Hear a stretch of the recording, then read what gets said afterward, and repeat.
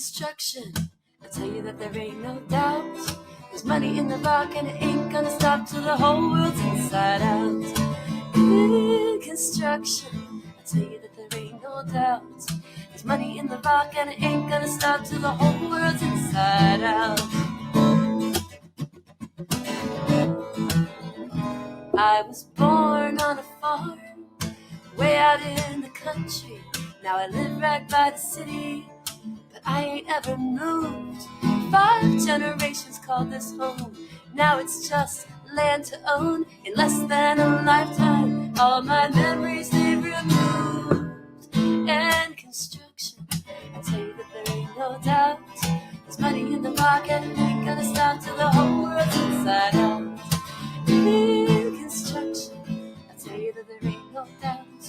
There's money in the rock and it ain't gonna stop till the whole world's inside out. Say they wanna build another highway to ease up the congestion, get that traffic going, everybody get to work on time. But you know that artery will clog when fast food hits the farm stand. Ain't no law to stop the sprawl when somebody stands to make a dime. And construction, I tell you that there ain't no doubt. There's money in the rock and it ain't gonna stop till the whole world's inside out. In construction, I tell you that there ain't no doubt. There's money in the rock and it ain't gonna stop till the whole world's inside out. First the wild lands were tamed until nothing wild remained, and the earth lies defenseless as its treasures are betrayed. The future's just ahead, and those wheels are truly turning. They're not wheels of progress unless they're rolling to a better place. And construction, I'll tell you that there ain't no doubt. There's money in the rock and it ain't gonna stop till the whole world's inside out. In construction, I'll tell you that there ain't no doubt.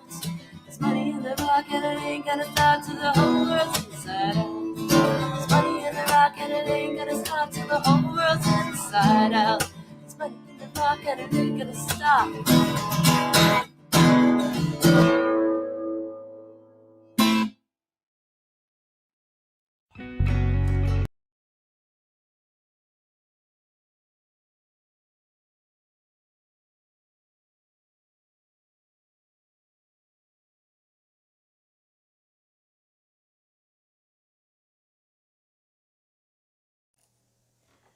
There is a love holding me.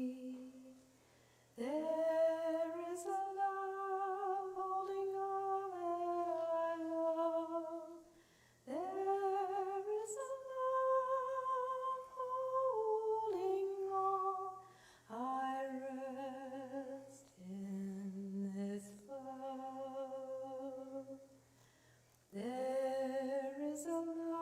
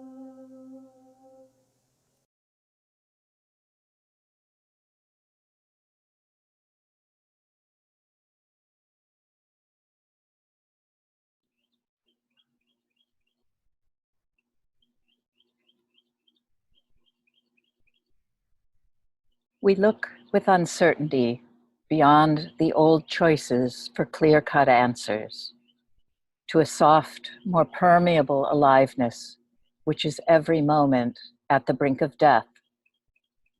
For something new is being born in us, if we but let it. We stand at a new doorway, awaiting that which comes, daring to be human creatures, vulnerable to the beauty of existence, learning to love.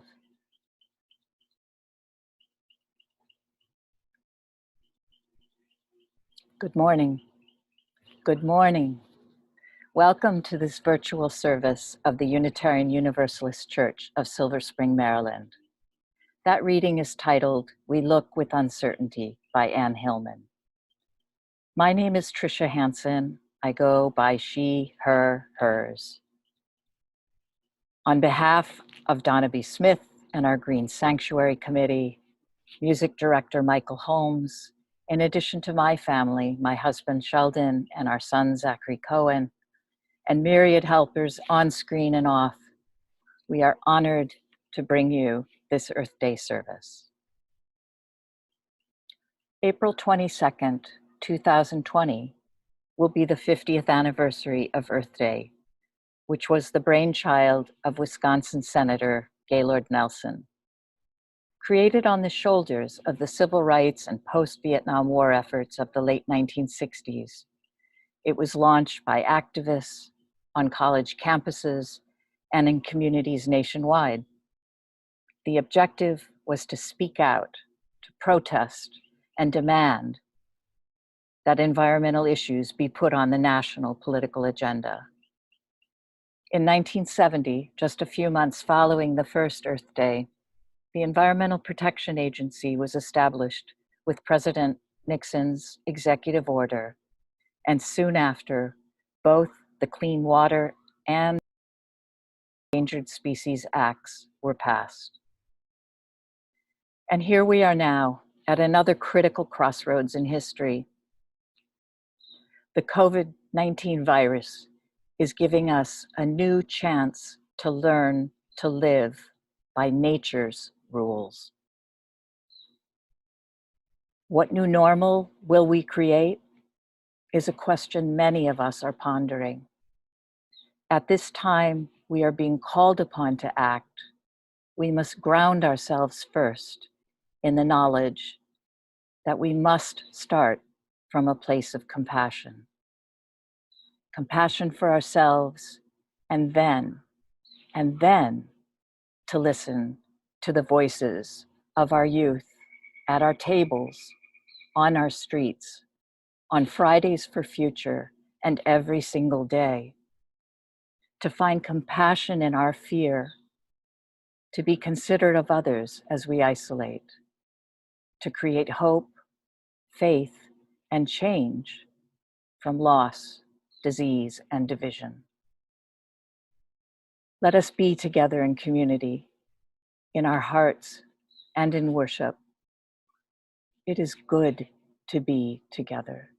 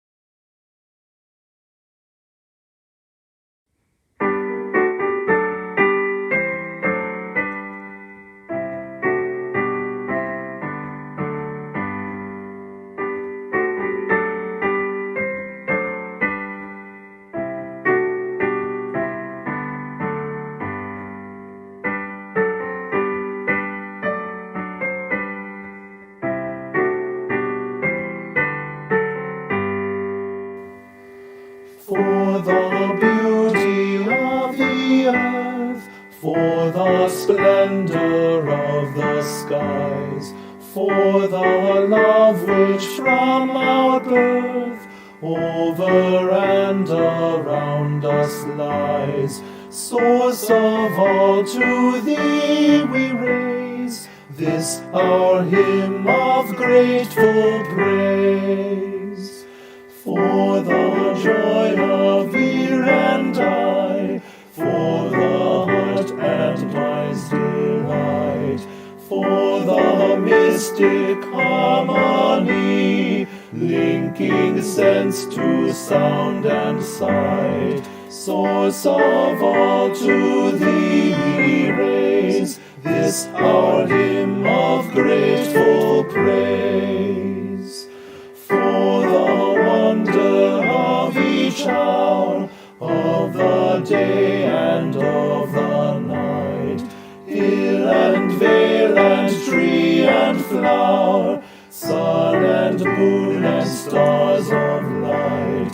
Source of all, to thee we raise this our hymn of grateful praise. For the joy of human care, sister, brother, parent, child, for the kinship we all share, for all gentle thoughts and mild. Source of all, to thee we raise this our hymn of grateful praise.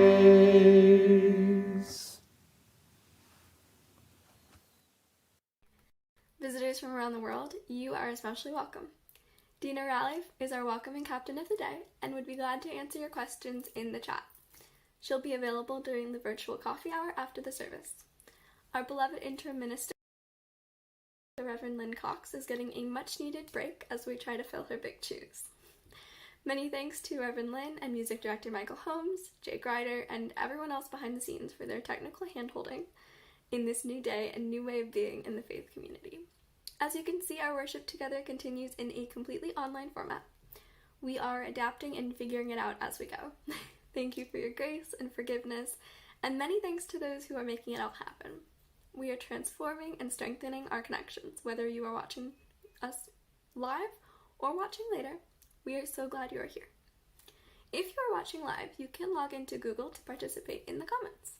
To help protect privacy, comments will not be available for later playback. However, during the service they are very public, so please keep that in mind. Also, please note that the live chat has certain safety features to prevent disruptive comments, so you won't be able to post special characters or complete web addresses. American Sign Language interpretation is available in a separate Zoom room for those who are deaf or hard of hearing. If you need help finding that link, please ask in the chat or email Tamara Bowman at BoardPresident@UUCSS.org to get the link. Thank you to all of the volunteers and staff who made today's service possible. Thank you to the Green Sanctuary. Thank you to Jake Ryder for being our technical director once again. Thank you to Miako Villanueva for ASL interpretation. Thank you to Tamara Bowman for putting together the virtual coffee hour. Thank you to the musicians who contributed their time and talent for today's service. And thank you to the UUCSS staff team. It's almost time to lead us into the chalice lighting and congregational commitment. Today's lighting will be a little different than usual. However, if you have a chalice-like object at home, please get ready to light it and let us know in the chat that your chalice is lit and where you are.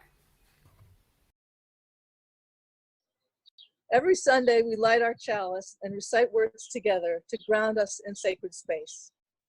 Cultures across the globe and across time have linked physical space with sacred space by honoring the compass directions in a variety of ways. Today, in honor of Earth Day, we do the same. Welcome, powers of guardians of air.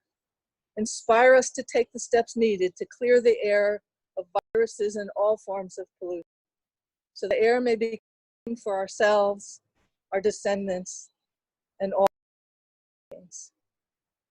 Ground our action in compassion. Welcome, powers of South, guardians of fire. As fire is a symbol of energy, fire our will to move to clean forms of energy so we can keep temperatures safe. Spare us from wildfires and heat waves. Ground our action in compassion.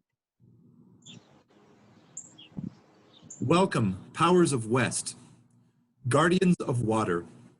Remind us that water is life. Let us wear away the obstacles so we can preserve the balance of water, avoiding both flood and drought. Clean water for cleansing and drinking is essential.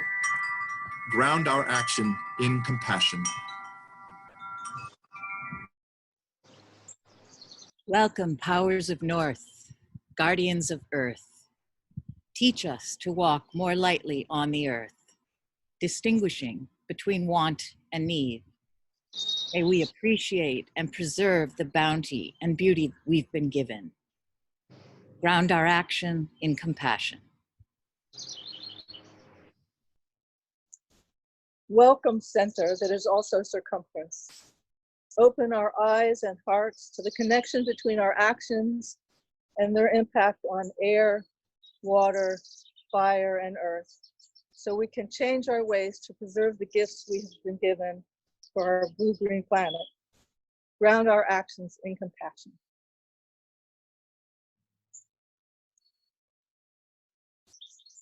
Now, please join us in the words on your screen as we light our chalices of the center that connect and unite us all. May this light warm our hearts with love and caring and guide us in the ways of truth. Let us say together, as we gather here for worship, we pledge ourselves to the endless search for truth, to the right of each to believe as mind, heart, and conscience dictate, to accept the responsibility this freedom commands, and to implement our belief in the essential worth and dignity of every human being.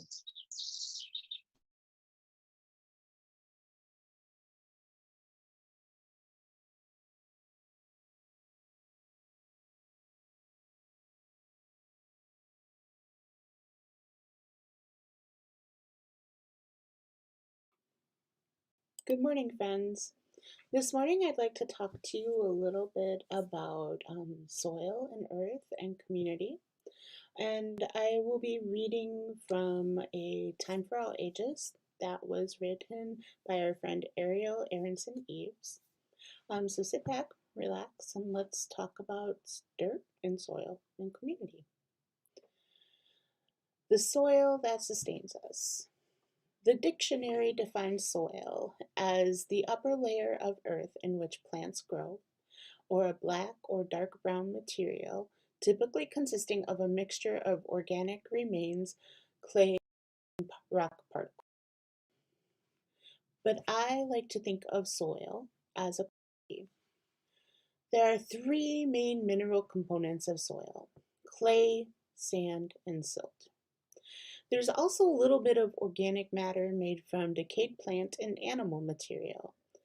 When organic matter is really broken down so it cannot decompose anymore, it's called humus, which shares a root with the word human. In addition to minerals and organic matter, also in the soil are billions of microorganisms. Microorganisms are tiny little life forms like bacteria and fungi. These microbes, together with the roots of plants, make up the community of the soil. Just like we humans need to get certain nutrients from our food to be healthy, so too do plants. Plants are sunlight powered to make their own food out of air and water. But just like we cannot live healthily off of only a diet of carbs, there are some nutrients plants need that they can't get through photosynthesis. Luckily, they've developed a system of exchange with the soil microbes. The microbes are able to break down minerals in rocks or capture nutrients from the air. In this and other ways, they get nutrients into forms that the plants can take up. And in exchange, the plants feed the microbes sugar. All of this is happening under the soil's surface, and this is what happens in healthy soils. The system of cooperation breaks down when the plants stop needing microbes. But why would the plant stop needing microbes?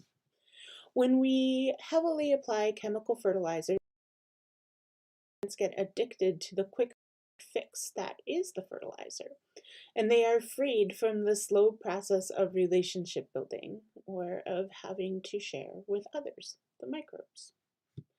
If the plants are annuals, they'll be gone the next year and the community system will have broken down.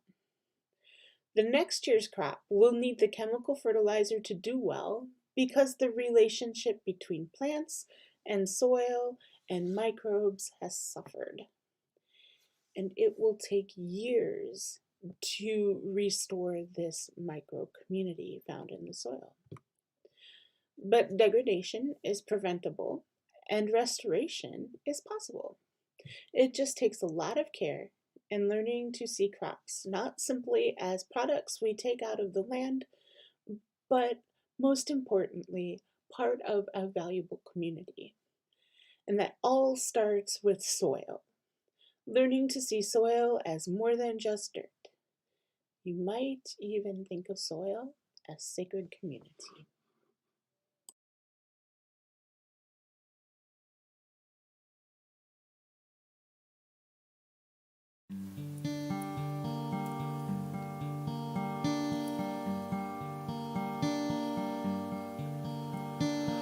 I am connected to you. We are connected to the earth.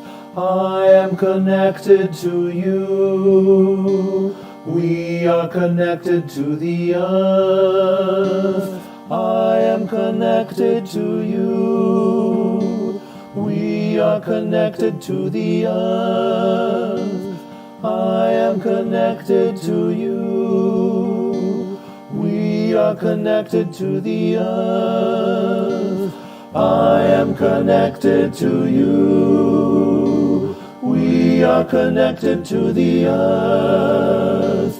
I am connected to you. We are connected to the earth. I am connected to you. We are connected to the earth. I am connected to you. We are connected to the earth. I am connected to you. We are connected to the earth. I am connected to you. We are connected to the earth.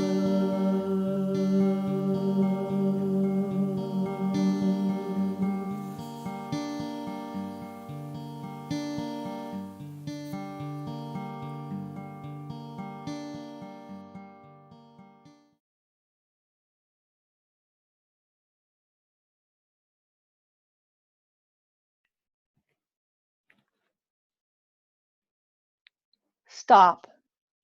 Just stop. It is no longer a request. It is a mandate. We will help you. We will bring the supersonic, high-speed merry-go-round to a halt. We will stop the planes, the trains, the schools, the malls, the meetings, the frenetic, furied rush of illusions and obligations that keep you from hearing our single and shared beating heart, the way we breathe together in unison. Our obligation is to each other, as it has always been, even though you have forgotten. We will interrupt this broadcast, the endless cacophonous broadcast of divisions and distractions, to bring you this long breaking news. We are not well. None of us. All of us are suffering. Last year, the firestorms that scorched the lungs of the earth did not give you pause, nor the typhoons in Africa, China, Japan, nor the fevered climates in Japan and India. You have not been listening. It is hard to listen when you're so busy all the time, hustling to uphold the comforts and conveniences that scaffold your lives. but the foundation is giving way, buckling under the weight of your needs and desires. We will help you. We will bring the firestorms to your body. We will bring the fever to your body. We will bring the burning, searing, and flooding to your lungs that you might hear. We are not well. Despite what you might think or feel, we are not the enemy. We are messenger. We are ally. We are a balancing force. We are asking you to stop, to be still, to listen, to move beyond your individual concerns and consider the concerns of all, to be with your ignorance, to find your humility, to relinquish your thinking minds and travel deep into the mind of the heart, to look up into the sky, streaked with fewer planes, and see it, to notice its condition. How much do you need it to be healthy so that you may also be healthy? To look at a tree and see it, to notice its condition. How does its health contribute to the health of the sky, to the air you need to be healthy? Many are afraid now. Do not demonize your fear, and also do not let it rule you. Instead, let it speak to you. In your stillness, listen for its wisdom. What might it be telling you about what is at work, at issue, at risk, beyond the threats of personal inconvenience and illness? As the health of a tree, a river, the sky tells you about the quality of your own health, what might the quality of your health tell you about the health of the rivers, the trees, the sky, and all of us who share this planet with you? Stop. Notice if you are resisting. Notice what you are resisting.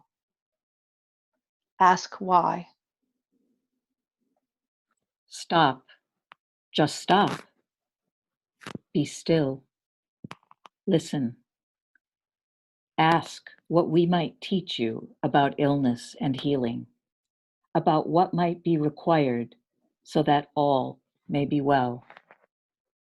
We will help you if you listen.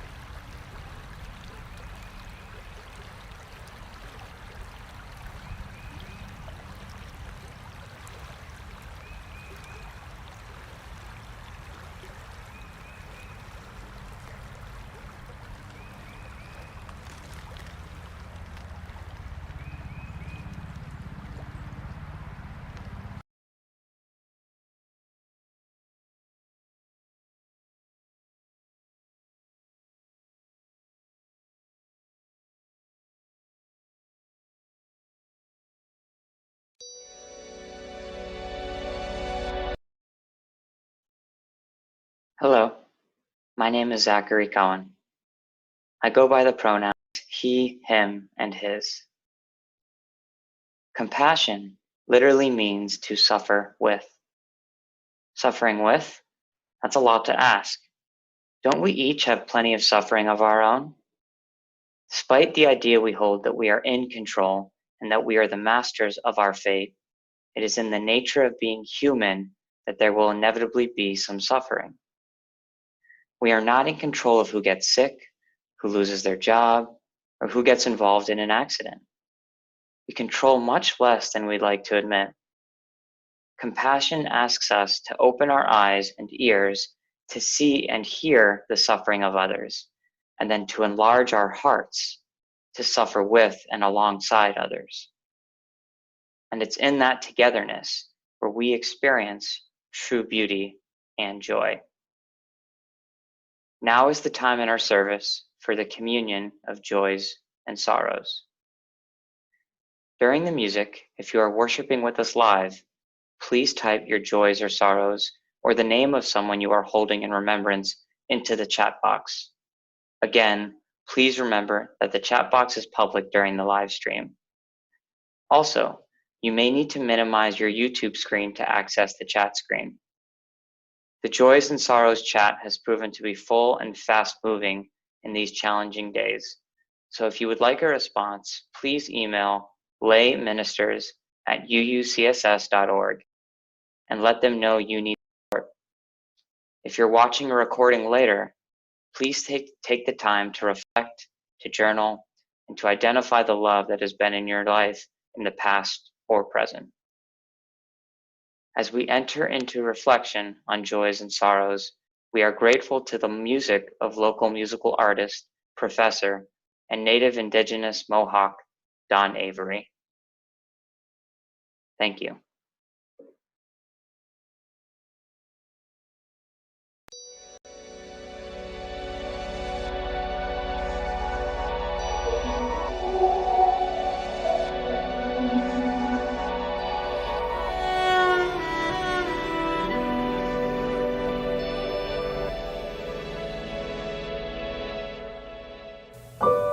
Have you ever been frightened by a future so unknown?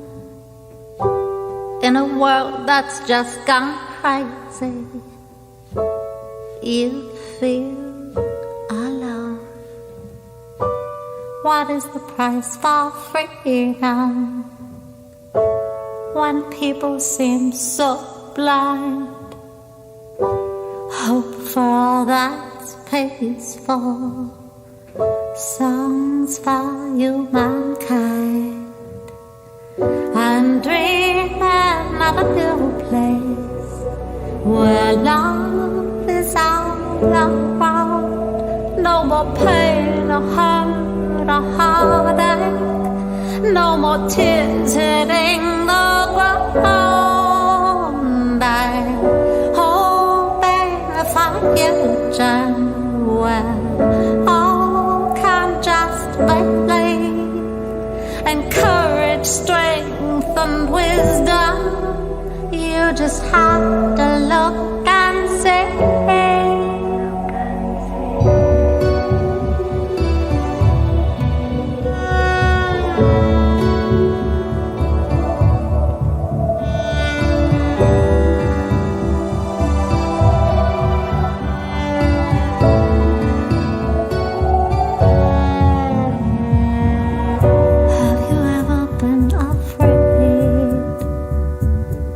That you'll never find your way. Still you try to see the truth, wondering who will pay. I'm dreaming of a new place where love is all around. No more pain or hurt or heartache, no more tears hitting the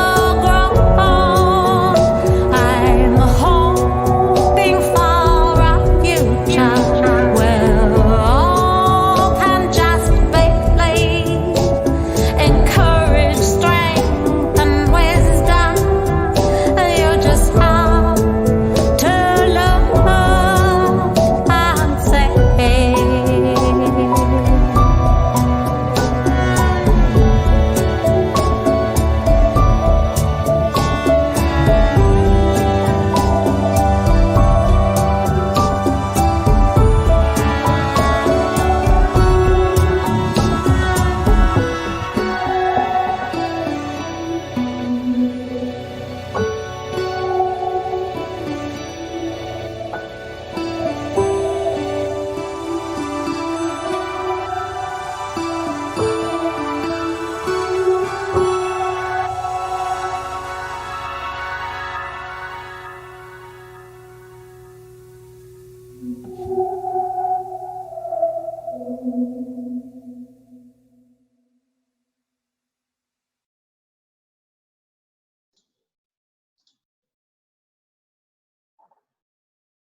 For all of our joys and sorrows, shared and unshared, we give our blessing. All-embracing love, let us rest in you as we pray for those who are ill, those who are grieving, those who are caring for the needs of others, and those who are most impacted by the shock of these difficult times. Reveal to us the ways we can join in solidarity as some of us and some of our neighbors lose income, homes, healthcare, and loved ones. Keep our hearts open. Eternal One of blessing, call our attention to the life and growth that persist. Awaken us to the beauty of spring and the beauty in the souls of our loved ones. Lead us to gratitude for the people and the forces that create and uphold life. We continue our prayers in a moment of silence. Amen.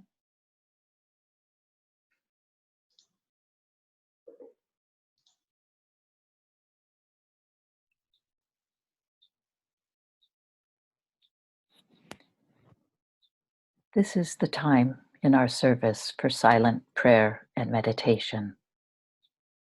I'd like to invite you to take a short meditation trip with me. Let's start by settling yourself wherever you are right now.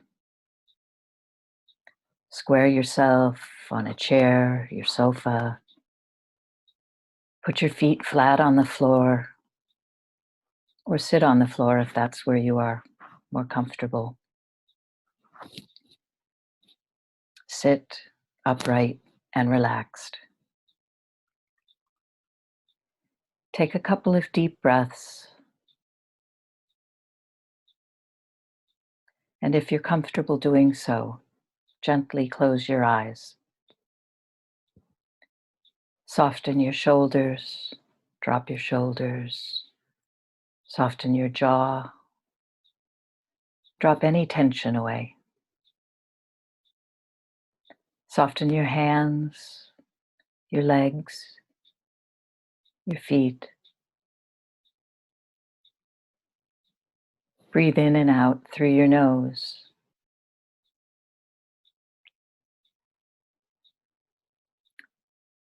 And after an exhale,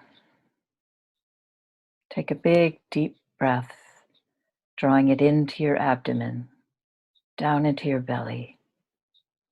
And then a long exhale, down your legs into the ground. Do this again, in through your nose, big belly breath filling your lungs, stimulating all the organs in your abdomen. Then an exhale down again into the ground. Another big breath in. And on your exhale, let your breath take you down your legs, your feet, down into Mother Earth. Feel roots extend from the bottom of your feet.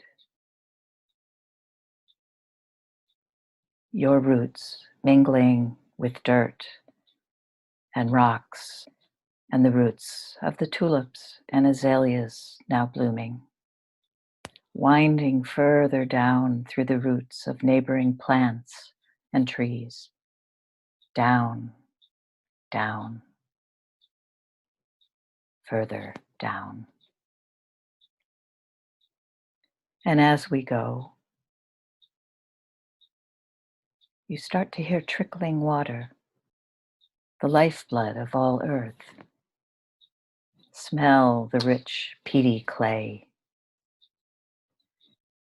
As we continue down, rather than deep darkness of earth, you realize we are entering into a bright, lush, dense garden. Big green fronds of palms and tropical plants. Fern fiddleheads tall and small.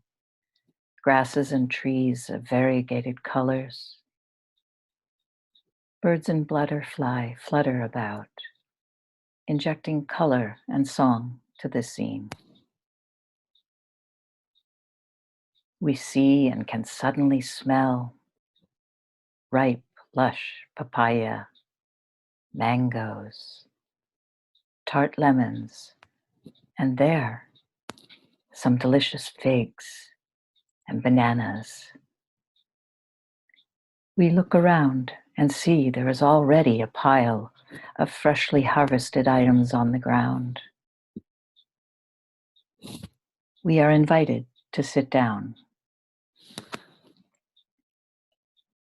Fresh ground hot coffee and tea sit waiting along with sparkling fresh juices. We sip, savor, and in that moment ask ourselves, how is it we've not seen this before? How have we been pushed away from living in such divine space, feasting daily on the sweet freshness of the fruits, the sustenance? Who tends these plants, creates such harvest? When did we lose touch with this sense of wonder and the abundance of nature's gifts?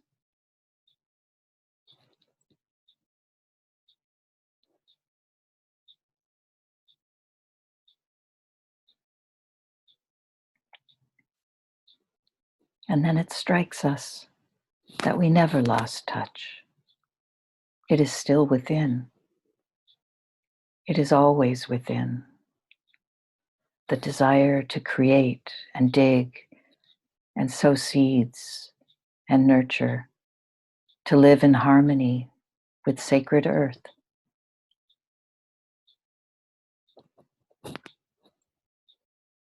We are filled with rapture of this awareness and our desire to protect Mother Earth.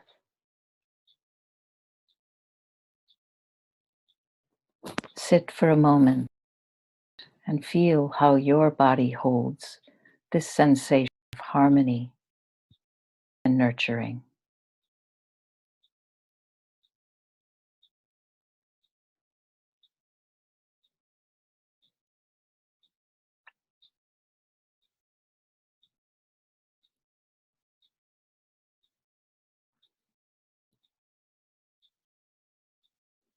And now a strong urge comes over you. The pull to return to a place where you can manifest a garden like this for your loved ones, your community. It will take work and persistence. We gather ourselves to take leave. We move back up through the dirt, the rocks, the roots, winding our way back up into our feet, up through our legs, our torso, bringing the golden honey warmth of Mother Earth's protection all through our bodies, our hands, our lungs, our hearts, our heads. And we sit in this awareness, knowing it is always within.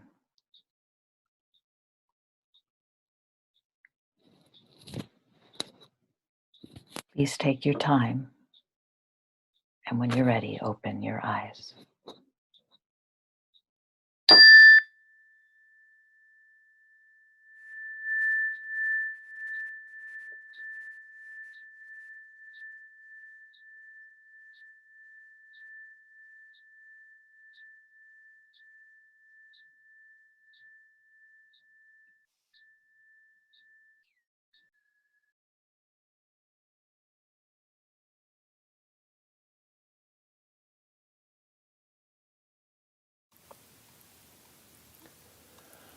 When I breathe in, I breathe in peace. When I breathe out, I breathe out love. When I breathe in, I breathe in peace. When I breathe out, I breathe out love.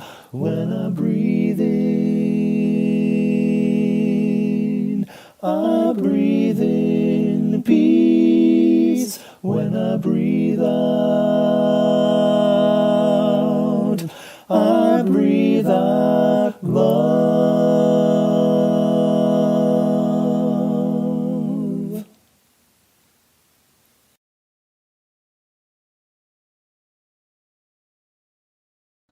Good morning. Once a month, we give our collection to support community partners. In April, we're taking a special collection today for Shepherd's Table, our longtime partner in providing meals to our neighbors. Shepherd's Table is working on a community garden, which dovetails perfectly with the Green Sanctuary goals, as well as our goals of addressing poverty. Located in downtown Silver Spring, Shepherd's Table serves individuals from all walks of life experiencing a unique set of challenges.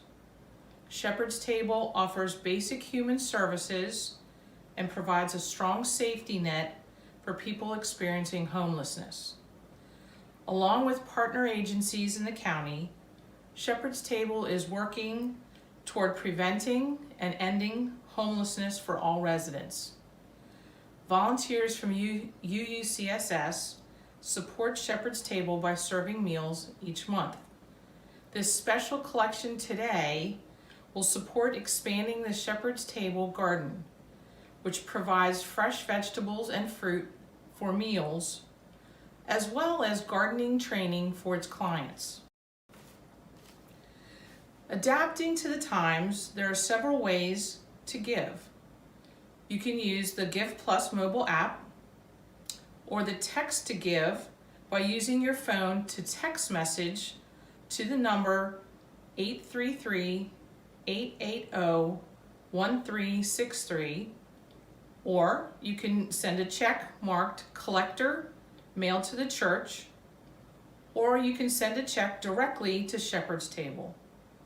However you choose to give, if it's going through the church, make sure your donation is labeled special collection or annual budget drive or whatever fund you want so that it can be directed to the right place. You'll see instructions for giving options on your screen in just a moment. If you are watching this as a recording, those options still work.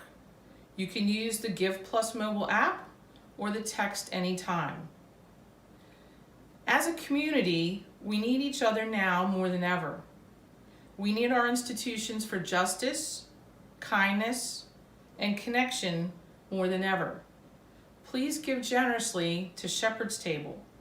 The offering will now be gratefully received. Thank you.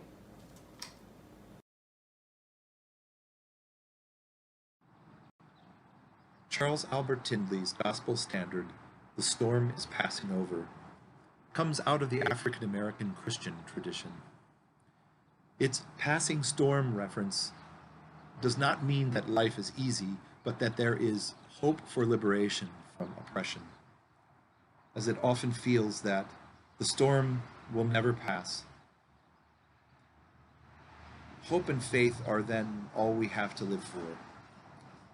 In the song's popular arrangement by Barbara Baker, you will hear the UUCSS Sanctuary Singers sing "Let Again," our dear friend from All Souls Church in Tulsa, Oklahoma, David Smith, from a service in our sanctuary 8 years ago.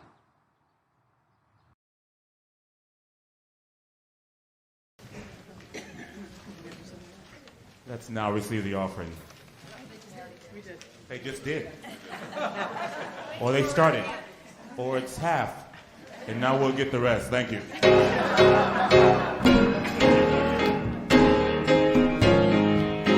I'm courage.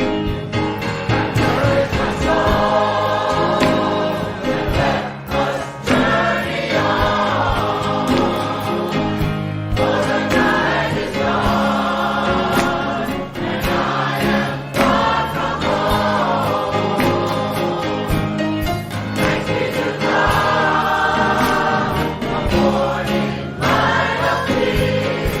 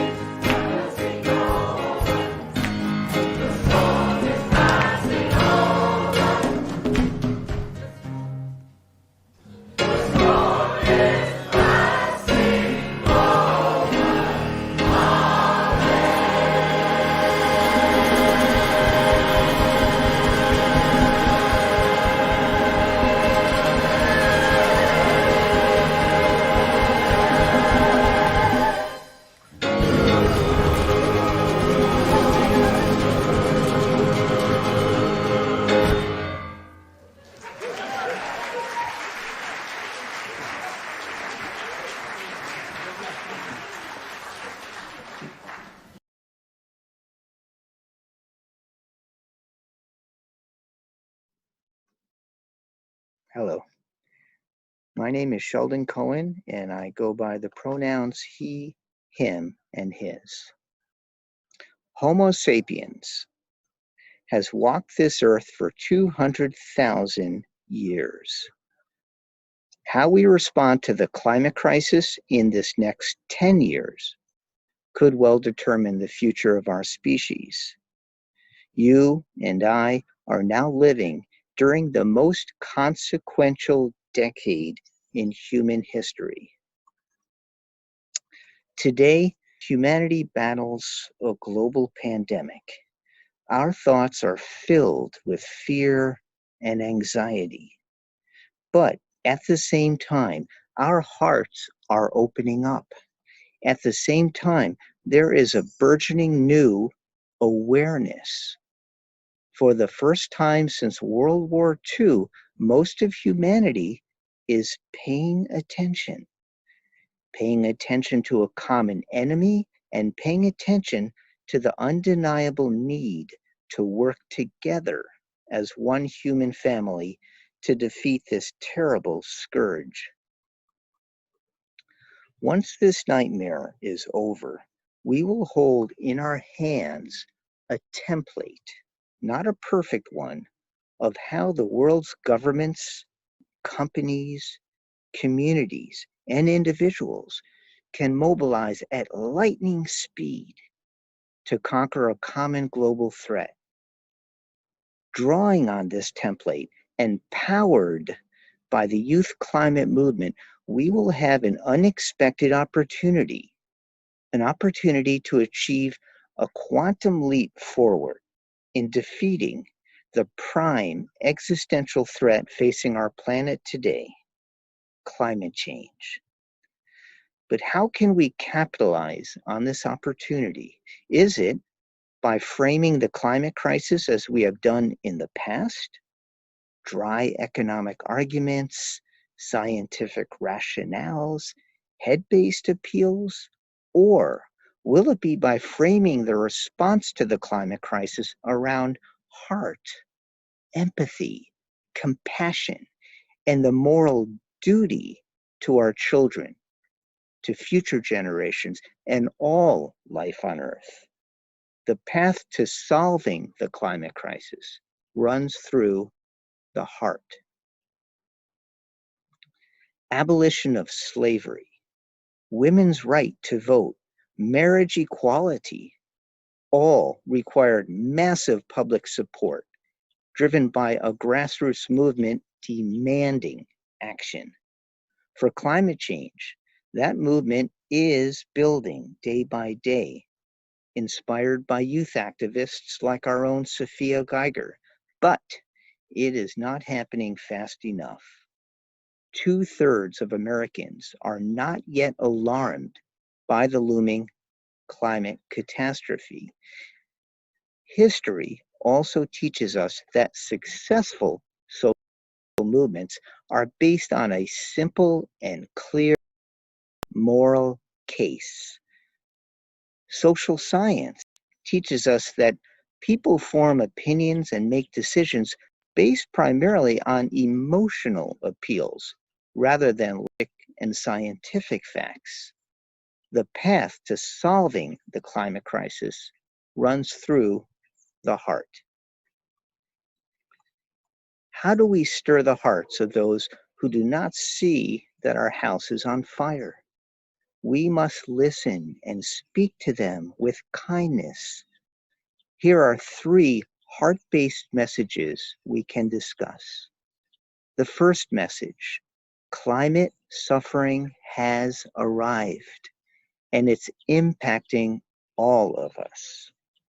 Today, natural disasters exacerbated by climate change are causing suffering across our country and across the world. In 2017, in Texas and Puerto Rico, we heard the cries of those who died or lost everything in Hurricane Harvey and Hurricane Maria, over 3,000 deaths. In 2018, in California, we heard the cries of people whose lives went up in flames as 103 people died. In 2019, in the upper Midwest, we heard the cries of farmers devastated by record-setting flooding that harmed 14 million people. In Baltimore, where hospitalization rates for asthma are 3 times the national average, we hear the cries of children with respiratory illnesses living near the 2 coal-fired power plants, most of whom come from low-income communities of color. How could this first message not trigger compassion? Climate suffering has arrived. It's impacting all of us. The path to solving the climate crisis runs through the heart. The second message, we must prevent the suffering from getting much worse. Without bold and urgent action, we will bestow upon future generations a trashed planet and an irreversible future filled with pain. But if we act now, we can avoid unrelenting heat waves and droughts, flooding and hurricanes, wildfires, famine, water shortages, and economic ruin. These are not faceless strangers who will suffer. They are our children, our loved ones, our neighbors, kindred species. How could the second message not trigger compassion? We must prevent the suffering from getting much worse. The path to solving the climate crisis runs through the heart. The third and most important message, we have a clear moral duty. Our children are terrified, disgusted, ashamed of the inaction to date. As our children plead for us to save their futures, the moral choice could not be more clear. This generation has a moral calling to ensure the survival and well-being of humanity and all life on Earth. How could this third message not trigger compassion? That we have a clear moral duty. The path to solving the climate crisis runs through the heart. A broad climate change of heart movement is sprouting, led by churches such as ours and the broader faith-based community. It is a movement fueled by compassion, empathy, caring, and love. We are all part of this movement now. We can and we must stand up, speak out, change our own behavior, and recruit others to join this movement. Remember, the path to solving the climate crisis runs through the heart.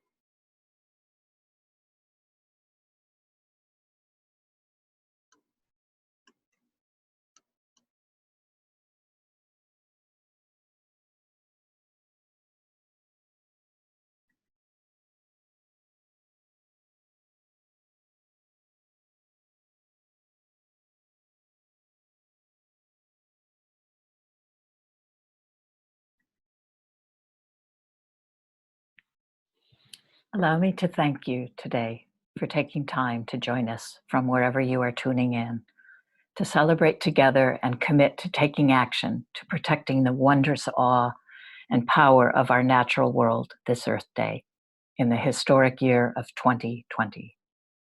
I introduced myself earlier, and my name again is Tricia Hanson, and I am a farmer's daughter. I claim this title proudly, though I must confess I have not always. Caring about the earth, respecting her cycles and infinite power is, however, in my DNA, under my fingernails, and a major force in my spiritual practice, as many of you know. As a young woman, after several crazy years of Madison Avenue, Mad Men, advertising and marketing in New York City, definitely not a compassionate, heart-based place nor industry, may I say, I was able to transition this knowledge to the activism, nonprofit work of the international environmental group Greenpeace. With my handsome and willing husband in tow, off we flew to Madrid, Spain, where I had a steep and thrilling learning curve working for Greenpeace España. When we returned to the US a year later, I was pregnant, barefoot, and worked for Greenpeace here in Washington, DC. Because of this experience, the experience of transforming scientific, activist, data, metrics, and passion into accessible and motivating language in order to be able to raise public awareness and funds, I was an immediate convert to the global warming drawdown efforts of the Pachamama Project Drawdown Alliance.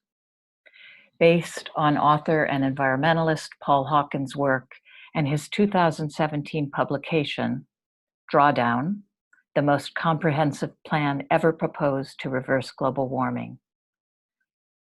Project Drawdown is an international coalition of more than 200 researchers and experts who have identified the 100 most substantive solutions to global warming.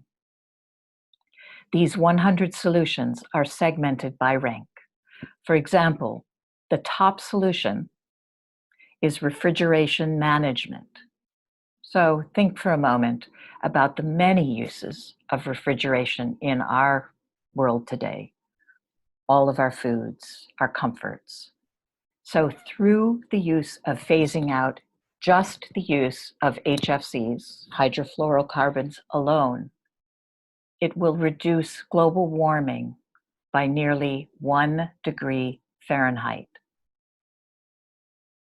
The solutions are also broken into sectors which include land use, women and girls, so this also includes family planning and education for girls, buildings and cities, food, materials, electricity generation, and transport.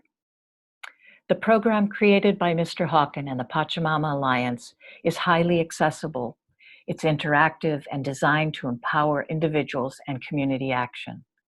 To be sure we all share understanding, the definition of drawdown is defined as the point in time when the concentration of greenhouse gases in the atmosphere peaks and begins to decline on a year-to-year basis. The uniqueness of Project Drawdown is the fact that the book and the nonprofit organization come at the problem from 4 unique angles. So first, Mr. Hawken based his work on the idea that we can believe global warming is happening to us or that it is happening for us. Global warming is feedback. It feeds our imagination, creativity, and desire to live a meaningful life. As he says, our ancestors had no idea what they were creating in the name of progress. However, quoting Mr. Hawken, an atmospheric transformation that inspires us to change and reimagine everything we make and do is possible, allowing us to reverse the buildup of atmospheric carbon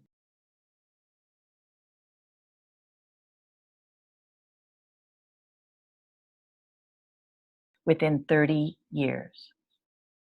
Second, the project evaluated hundreds of currently available solutions across 8 sectors for their viability, then used data and modeling to project their potential impacts over the next 30 years. The result is a list of 100 solutions that already exist and are proving their value. Third, it is ongoing. The coalition of researchers and writers who produced the plan continue to update, expand, and share their findings to remain current with solutions as they develop and become more viable over time. Fourth, it empowers change at all levels of society.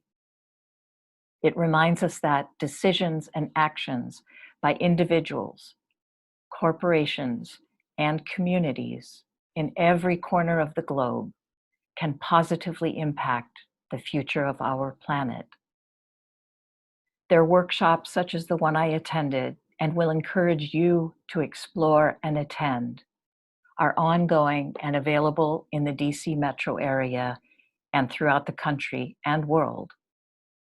I invite you to see global warming as feedback and creating your role in reversing it. Project Drawdown, Pachamama.org.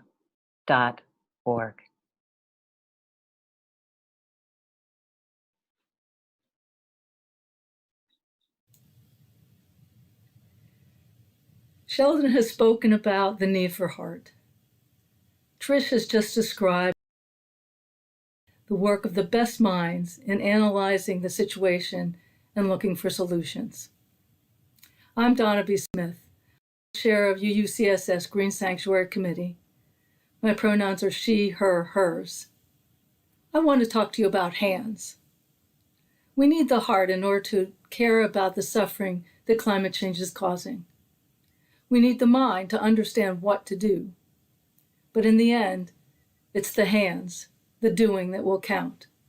We must work as individuals and collectively if we are to save ourselves and the many species we have put at risk and on whom our survival also depends.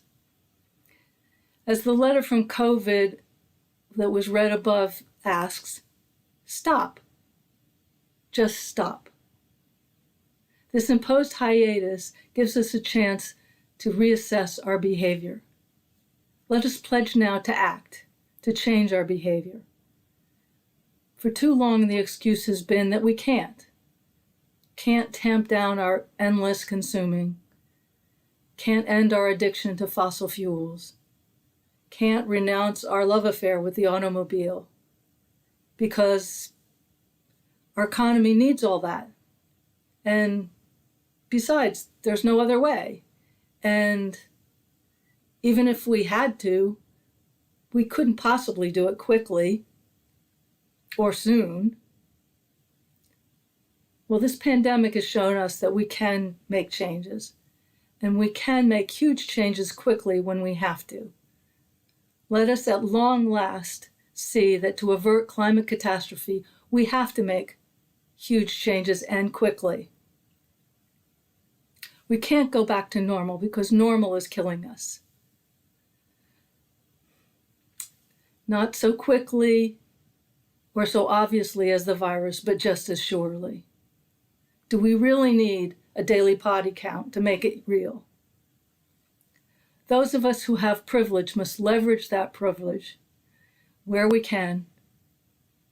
And we need to keep our awareness that the toxic status quo and the changes that must be made will hit brown and black people and other marginalized people the hardest. So we have to keep justice at the forefront as we make the transition off fossil fuels.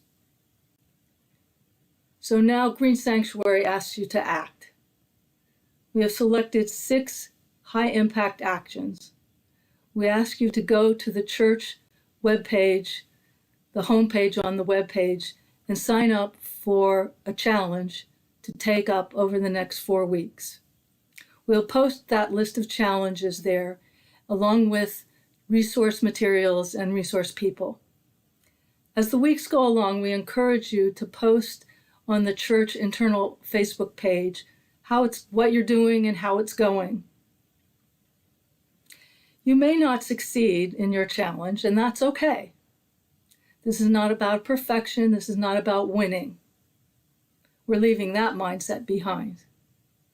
This is about effort, doing our part, and knowing that alone it's not enough, but having the courage to do it anyway, and the faith to know that if we do it together, we can make a difference.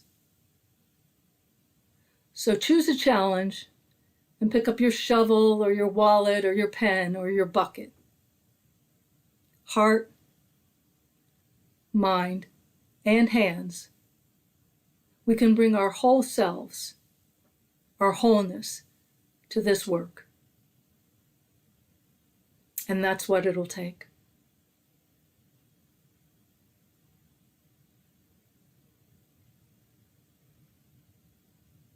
And now, please take a moment to reflect. What motivates you to act on climate change? What actions will you take? You can ponder these questions in the silence of your heart, or if you wish, you can put a comment or response in the chat. Blessed be.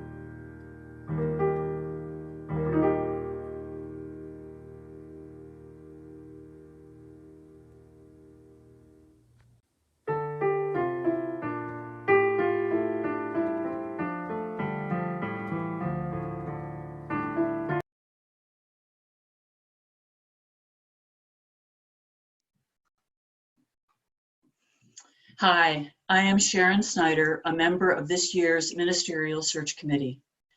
This year's candidating week will be different from others that you may have been involved in. It's going to be Zoom all the time. Reverend Schmidt and the search committee want to make her available to as many congregants in this difficult time of COVID-19. To that end, we have a number of small and larger group Zoom meetings arranged for the week of April 26th through May 2nd. We are hosting 5 small group Zoom get-togethers that will each be restricted to 15 participants on a first-come, first-served basis. We will have a sign-up for those small groups available soon. Those get-togethers will be free-range discussions that will include whatever the participants would like to discuss. We are also hosting 3 large group Zoom meetings that will be open to the congregation. These larger group gatherings will be focused on specific themes: religious education one night, social justice one night, and music one night. Reverend Schmidt will be conducting our worship services on Sunday, April 26th and May 3rd. Reverend Schmidt will also be attending coffee hour after worship on April 26th, and she will host a story time for kids and Kids at Heart that same afternoon. On Friday, May 1st, she will also be singing at Open Mic Night. Reverend Schmidt will meet with the board during that week as well. Finally, this coming week, April 21st through the 24th, we are recording discussions between Reverend Schmidt and small groups on the topics of worship, pastoral care, religious education, and social justice.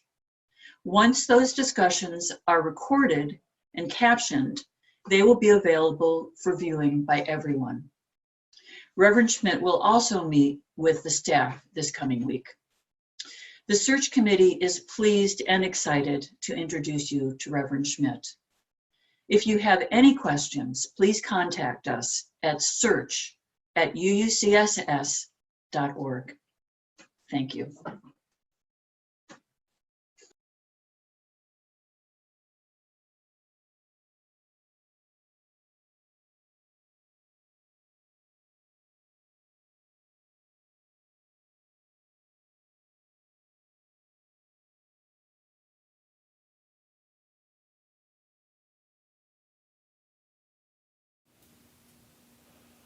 The earth is our mother, we must take care of her. The earth is our mother, we must take care of her.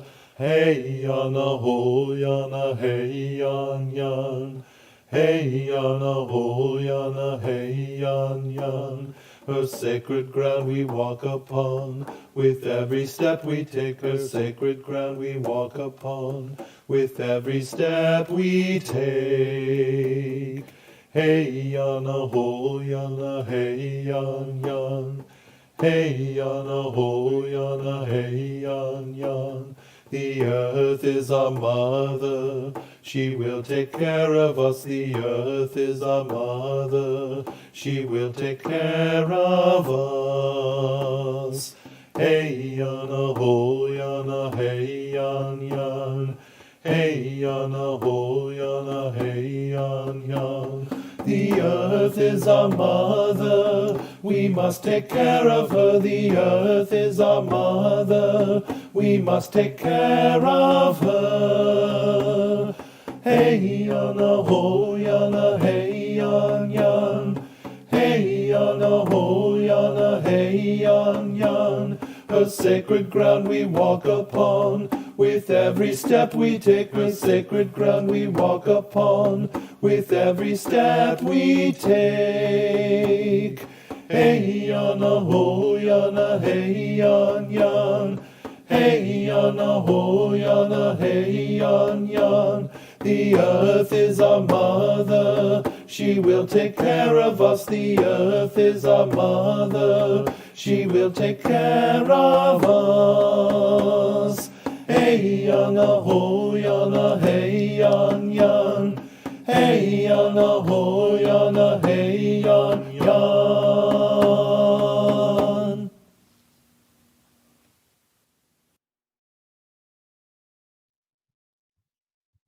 Powers of North, guardians of Earth, thank you for your gifts. Hail and farewell.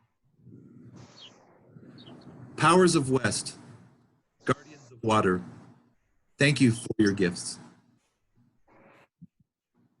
Powers of South, guardians of fire, thank you for your gifts. Powers of East, guardians of air, thank you for your gifts. Carry the flame.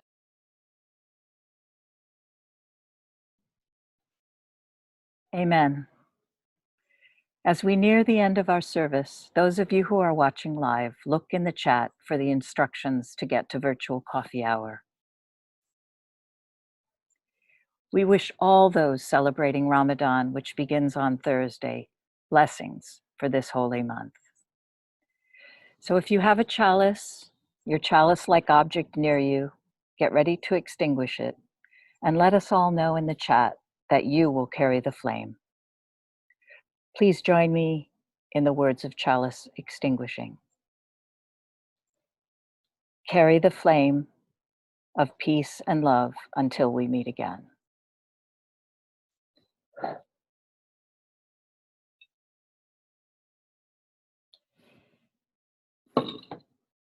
And in the closing words, this is written by Ken Wilber.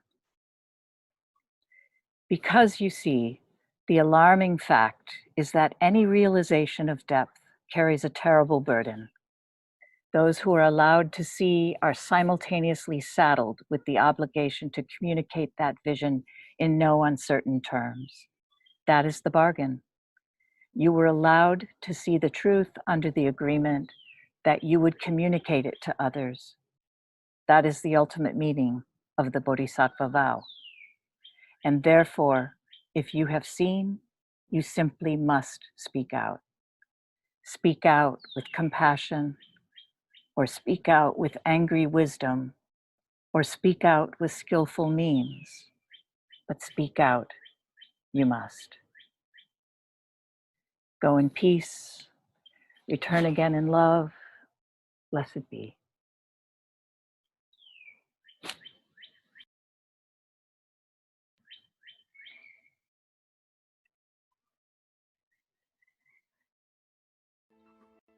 The climate clock keeps ticking. We're running out of time. So we're answering the call to stop this climate crime. Hurricanes are tracking Category 5. Islands and coastlines and staying alive. Floods keep rising higher. How do we survive? Soon to be carbon free. Heat waves breaking records, temperatures on the rise. Fires burning brightly in smoke-smothered skies. Crops are shriveling up. A species dies. Soon to be carbon free. Lift your voice, be the change. It's a groundswell that we need. One person's action becomes a stampede. Chant the new climate creed. Ride the wave of clean energy. Soon to be carbon free. Solar wind